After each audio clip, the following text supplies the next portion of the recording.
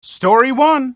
Am I the a-hole for ruining the family gathering over a joke my sister made? For some context, I, 28 male, and my wife, Claire, 25 female, are expecting. Claire is currently 8 months pregnant, our son being expected to be born in November 2023. This isn't our first pregnancy, though. Claire got pregnant 2 years ago, but the day our daughter was born, she passed away. This crushed us both mentally, especially for my wife. Well, I have a sister, Hannah, 19 female, who, for better words, lacks sympathy. Our parents always try to defend her and try to say she has a dark sense of humor, but this time she took it too far. We were at a family gathering yesterday, and it all went well until the topic of the pregnancy came up. Everybody was asking how Claire was, and some of females, like my aunt's grandmother mom, were asking about the birthing plan when my sister says, while laughing, "Let's hope this baby isn't like the last." Talking about mine and Claire's daughter, I completely lost it. I started screaming at Hannah, telling her that was completely rude of her, and that if she ever says stuff like that again, she wouldn't be able to ever even see our son. Hannah started crying while Claire was already crying. My dad took me away from my sister, and I got yelled at for making Hannah cry over a joke, and I ruined the family gathering. Am I the a-hole? I will admit I may have been harsh with threatening to not let Hannah see my son, but this isn't the first time she made a joke like that. All right, you did not ruin the family gathering. Hannah ruined the family gathering. That's not a dark joke. That is cruel. That is just absolutely pure cruelty to bring something like that up around a pregnant woman. Like, I don't think there's any point in time in which that is an okay joke. To basically joke about someone's child who died when they're currently expecting another child and may have those fears. And the fact that anyone would defend Hannah's little joke is gross. Like, I'm sorry. Hannah ruined that time. And I hate people who get more upset about, like, someone, genuinely being offended by something awful than by the awful thing. It's just like, basically this, not that so much as like, why did you have to make a scene? Well, because what she did was awful. What she did was really disgusting. So of course this person made a scene. And for you to get more upset about a scene being made says a lot about your parents that I'm not a fan of. Story 2. My friend humiliated me, so I humiliated him in front of everyone. My classmate humiliated me in front of my friend, so I humiliated him and screwed up his grades in front of the entire batch. The story begins on Monday. Today's a Saturday. My classmate was sitting next to me in a lecture, and the professor called me up to fix the projector as she wasn't able to show the PPT she had made for the class. Now, like everyone else, I had my laptop out and I left my desk to help her. This son of a bee classmate of mine decides to take my laptop and open my browser and show the benches behind me my search history. Let's just say it had adult content from last night. I return back to my desk and find people giggling at me. Then I found out that they had seen my history and the adult entertainment I had openly seen last night. Now at least 10 people knew I was into MILFs. It was humiliating for me because this was personal. Some of you may ask, why don't you use private browsing? Well, because I'm an adult viewing adult entertainment on my own laptop. Ethically, nobody should be going through my history on a laptop which belongs to me. I shut up and acted like nothing was the matter, but inside I was seething with rage. Today, he sat next to me again. We had to do a presentation in our anthropology class. This man had prepared a PPT just like everyone else and kept it on his desktop. I decided to go take a leak before the professor arrived in class. This was my opportunity. I went into his laptop and took a screenshot of his desktop. Then I selected all the folders in his desktop and deleted them and emptied the trash. I then turned off transparency effects in the start menu so that his taskbar doesn't look weird and set that screenshot as a wallpaper.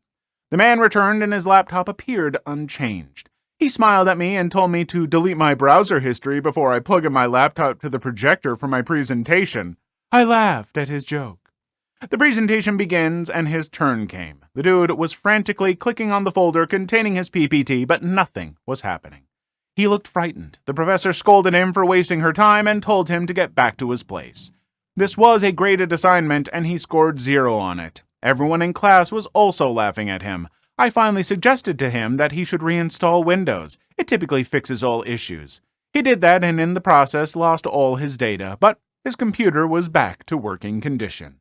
Ooh, that is some pretty harsh revenge, but I mean, honestly, pretty well deserved, I'd say. Like, I'm sorry, going in and embarrassing you like that, that's kind of gross. Like, that is invading someone's privacy on a level that you just shouldn't. That's almost like going through someone's mail or something. Like, I highly doubt that going through someone's browser history and showing it to people is illegal. I can't imagine that it is, but it kind of feels like it should be, right?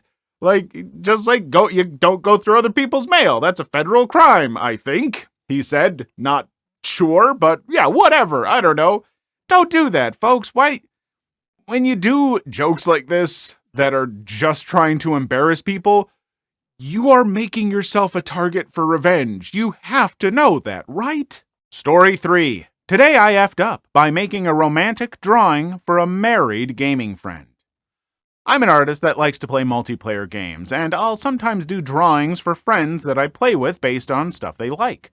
I've done one of my friends in his Minecraft world with his God of War arsenal, one skateboarding in GTA, and the last one was my friend's Apex character riding a dinosaur from Ark that she likes. So, I have one friend that I've played with on or off over the last 3 years. She's married with kids, like me, but from another country. She's Muslim, plays Ark and Overwatch, and her username is from the Sarah J. Maas novels, a fantasy romance basically, like a naughtied up Lord of the Rings world. I read some of the books earlier this year after she recommended them, and when she said she was going to join me in an upcoming game, I thought I'd make a custom drawing for her based on this stuff I know she likes. So, I did a character based on a combination of Mercy from Overwatch, her main, Mercy is a famously attractive gaming character, and the main character from the Sarah Maas novels, who is a attractive half-elf woman, along with her favorite pet from Ark. Oh, and she's wearing a subtle hijab. It came out pretty cool, I think. I posted it on Reddit, not this account. I didn't tag her, but she obviously looked at my account and saw it, and did not like it. I didn't get a message, but the next day she deleted her Reddit account and deleted her PSN Plus account, or she blocked me, I can't tell. Oh, and her profile description changed from a quote from those novels to just a regular gamer boy. Either I offended her faith or I creeped her out by reading the novels she was a fan of, or, most likely, the fact that it's a attractive character from a romance made her think that I was attracted to her in a romantic way.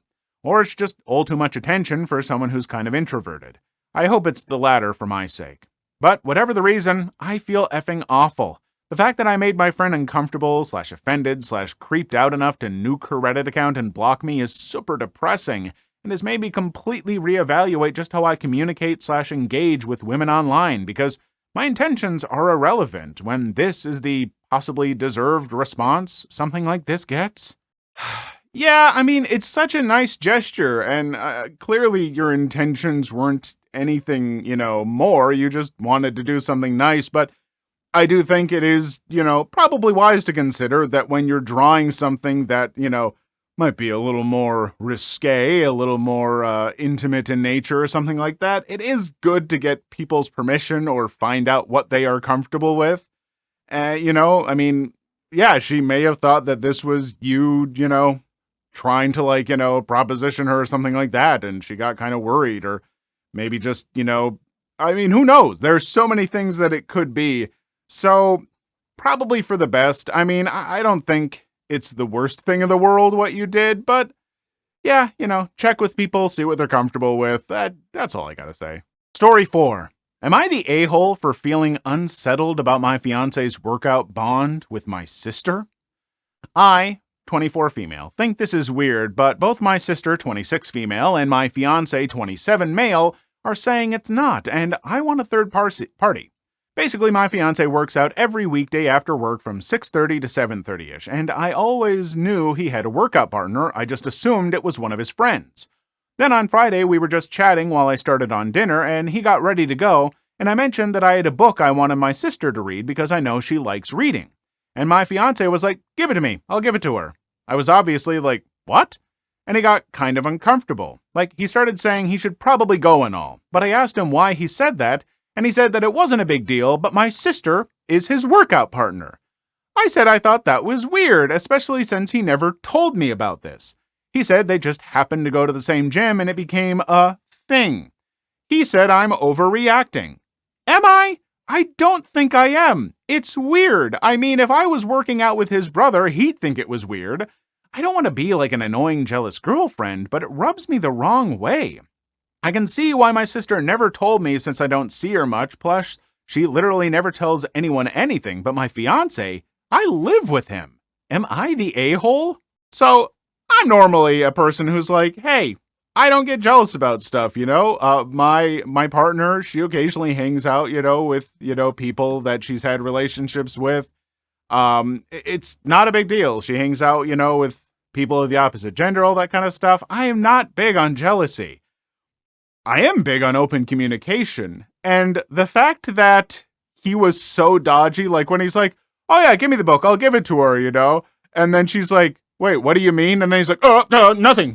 I gotta go. And she's like, no, what is it? Oh, I mean, I work out with your sister every day. That's not weird. Like, what? No, that's a big old red flag there, buddy. Because if it wasn't weird, I'm pretty sure after the first time you saw her at the gym, it's like, oh, hey, do you want to work out together? Can you spot me or whatever? You would have got home and been like, oh, hey, so funny. Your sister goes to the same gym. We actually, we did our workout together. That okay? It's that easy. It's that easy to just bring it up if it's not a big deal. And I think you would. I think if you just randomly ran into her at the gym and started working out with her, you'd bring it up. And then you wouldn't be weird and cagey about it when that situation came up. No, it is a big deal. He has made it a very big deal. Hey, folks. Just a little bit of a content warning here. This next story contains kind of some statutory assault in a way, just an uncomfortable encounter. And so if you're not comfortable hearing about that, just scroll to the times code that the editors got on screen for you to skip this story. Story 5. I'll try to make this short. When I was 15, I tried to be friends with the guy up the street. He would tolerate me, but usually he would go hang out with other kids and leave me in the dust. However, one day I went to knock on his door and his mom, 45-ish, answered and invited me in. She told me he had gone to his dad's house for the week, but offered me some snacks and asked me to come sit with her. I like snacks and I didn't want to be rude, so I came in. She was wearing a t-shirt/nightgown type thing, but that was kind of what most moms did in my neighborhood. We sat and ate for a bit, then I went on my way. She asked if I could come back the next day to help her move some stuff. I said sure. This is where things get weird. I came back the next day and moved the furniture around while she was in another room. She called me back to her bedroom and told me the money she would pay me was in the dresser. She was in her bathroom, which was attached to her bedroom. The door was open, so I grabbed the money and went to say thank you, but as I came in, I realized she was totally naked. I turned around quickly and said sorry, but she said, it's okay, just come on in. Of course, me being a 15-year-old boy, I was thrilled. She talked to me as if nothing weird was happening and gave me a hug, and I left. A few days later, I was walking around and I passed her house. She called to me through the kitchen window and asked me to come over, so I did. I knock on the door and she answers, fully naked. I come into the house and she sits me down on the couch. She said, I've already seen her naked, so it's not a big deal. I try to hide my excitement, but then she starts giving me a shoulder rub. Eventually, it progresses to us doing the deed. This happened all summer because her son stayed at his dad's house for summer break. Since I was a virgin before this, I thought I was living every boy's dream. However, there was always this part of me that felt dirty/disgusting afterwards, and I couldn't shake it. To this day, I still feel weird about it. I physically enjoyed it, but I was always scared at the same time, if that makes sense. Now when I think about it, it gives me a feeling of anxiety. I can't shake it. Looking back now, I know it was wrong, but I can't change it. I ran into her the other day. I tried to be polite, but for some reason when I saw her, I felt scared. I don't know. But I just wanted to get that off my chest. I feel effing dirty, and I just can't shake that feeling and probably never will. I'm prepared for the comments saying this is fake, and that's fine. I would say the same thing if I read this. Unfortunately for me, it was very real. All right, folks. This is an uncomfortable story to read. But what has happened here is R. It is S assault. Because it's statutory. While you might say that it's like, well, he said he was excited, he said he physically enjoyed it, that doesn't matter. A, he is a minor and she is an adult. She has this major power dynamic over him, and that's not okay. And I almost considered cutting this story out because it is so uncomfortable, but I want to have it in here for just a serious note to say, folks, if you have gone through something like this, you are fully justified in reporting this. And it is not your fault. And you should talk to someone that you trust about it. You should maybe even seek therapy, because that feeling that you have, you shouldn't feel dirty or that you did something wrong. You were a kid. An adult had power over you, and that's not okay what they did to you. So please report that kind of stuff, and seek some help if you can, just so that you can know that it is not your fault, and that's all very valid and stuff. I don't know what else to say. I'm getting, it's heartbreaking to see people hang on to this, because this is the kind of thing that guys will tout as like, oh, it's every boy's dream and stuff. But no, I mean, look at the effect it's had on this person. It's not okay. Story 6. Stepdaughter's entitled boyfriend lands them homeless, careless, and adrift. I call my stepdaughter's entitled boyfriend Wreck-It Ralph, no relation to the trademark cartoon, just coincidental naming. He has a tendency to break, ruin, tear up everything he touches.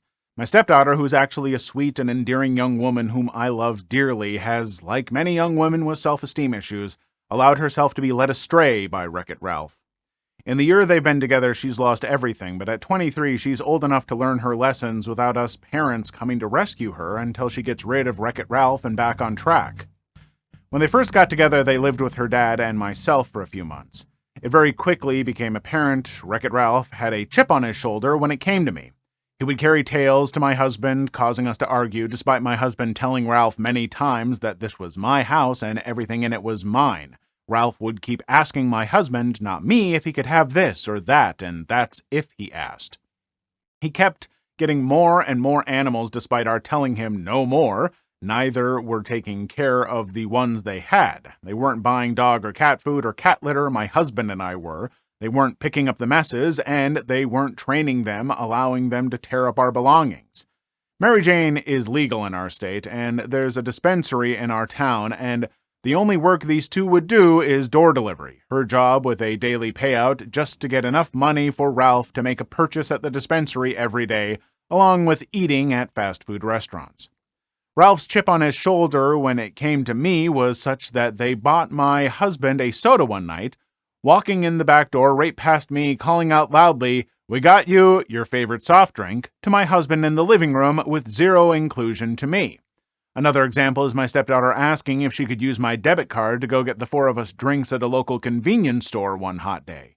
My husband and I were unloading stuff from the truck and trailer in the backyard, which was no problem. However, when checking my account, they spent $20 on food for Ralph without asking. The end came when I told them they had to replace the bedroom door their dog chewed the bottom out of, and refused to allow the pit bull mix they wanted to rescue even though it had a bite history to enter my home. They moved to my stepdaughter's mother's home at that point. During their time there, my stepdaughter kept getting tickets in her car, which is only registered to my husband. They weren't paying their insurance, which I had bought my stepdaughter her own policy and paid the startup out of my money when they lived with us, and didn't pay the plate renewal.